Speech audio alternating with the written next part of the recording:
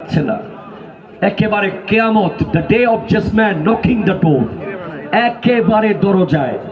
আমার নবী বলেছেন লা তাকুমুস সাআতু হাত্তা ইয়াতাকারাবাজ জামান, ততক্ষণ কিয়ামত কায়েম হবে না যতক্ষণ সময় সংকীর্ণ হয়ে যাবে না। আমি শুক্রবারে জুমা পড়াই ঢাকা খিলগাঁওতে, আমি শুক্রবারে জুমা পড়াই আসি, আস্তে আস্তে আবার বিশুদ্ধ চলে আসে।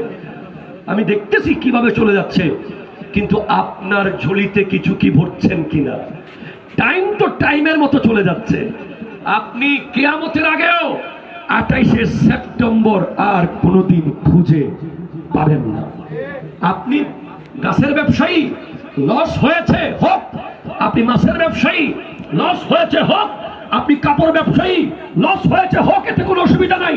কিন্তু আপনি যদি ফজর জোহর আসর মাগরিব এশা পড়েন নাই, এমন লস আপনি করেছেন যেই লস আর কখনো পোষানো যাবে না। ঠিক কিনা কথা মনে রাখবেন, স্পষ্ট মনে রাখবেন, সিদ্দিক আকবরের মতো জাত যিনি গোটা জিন্দেগি নবীর সাথে কাটিয়েছেন, নবীর পিছে নামাজ পড়েছেন, নবীর নামাজের ইমামতি করেছেন, উনি যদি বলে আমি আবু বকর কেন মানুষ হলাম, আমি কেন চড়ুই পাখি হলাম না, আমি কেন গাছের পাতা হলাম না, আমি যদি চড়ুই পাখি হতাম আমার কোনো হিসেব থাকতো না, আমি যদি গাছের পাতা হতাম আমার কোনো হিসেব থাকতো না।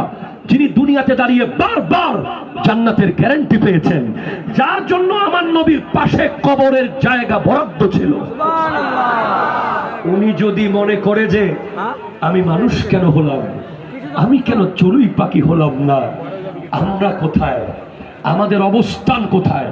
অথচ আমাদের রিওয়ার্ড বেশি, আমাদের পুরস্কার বেশি। আমার নবী 1450 বছর আগে বলেছেন তুবা লিমান রানি ওয়া আমানা বি ওয়া তুবা সাবা মাররাতিন লিমান লাম ইয়ারাউনি ওয়া আমানা বি, যারা আমি নবীকে দেখে দেখে ঈমান এনেছো তোমাদেরকে একবার মোবারকবাদ, আর যারা আমাকে না দেখে ঈমান আনবে, নামাজ পড়বে, হজ করবে, যাকাত দেবে, আমাকে না দেখে 72 ফেরকার বিরুদ্ধে যুদ্ধ করে ঈমানের উপরে থাকবে, শয়তানের সাথে যুদ্ধ করে তাকওয়ার উপরে থাকবে, তাদেরকে আমি 7 বার মোবারকবাদ দিয়ে যাচ্ছি। আমাদেরকে নবীজি 7 বার মোবারকবাদ দিয়ে গেছে। তরুণ প্রজন্মকে আমি বলছি, কারণ আমার নবীর সামনে তো, সাহাবাদের সামনে তো নবীজি ছিলেন, যেখানে নবী আছেন সেখানে আর শয়তান কোত্থেকে আসবে?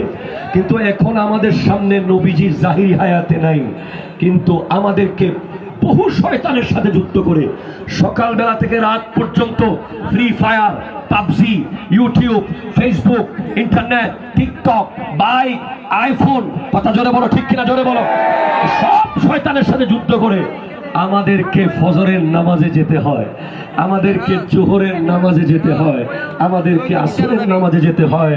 আমার নবী বলেছেন রাজানা মিন জিহাদিল আকবরে ইলাল জিহাদিল, মিন জিহাদিল আসগরে ইলাল জিহাদিল আকবর।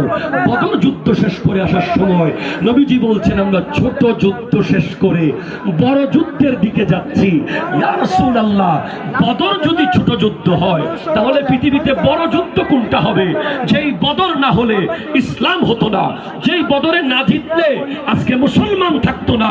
নবীজি বলছেন আসাদুল জিহাদে জিহাদুল হাওয়া।